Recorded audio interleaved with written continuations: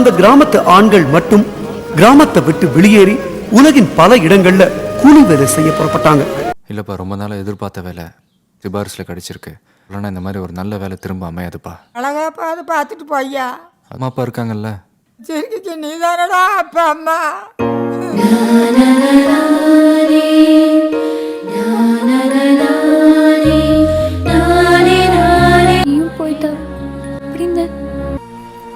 இப்படிலாம் நடக்கும் நான் கொஞ்சம் கூட எதிர்பார்க்கல. இங்கே இருந்தால் விவசாயம், மக்கள், ஆடு மாடுன்னு அதை பற்றி வருத்தப்பட்டுட்டே இருப்பேன். அதனால் அந்த பக்கம் போய் நம்மளுக்கும் அவங்களுக்கு இருக்கிற வேறுபாடு என்னென்னு தெரிஞ்சுக்கலான் இருக்கேன். இதில் தப்பு என்ன இருக்குது?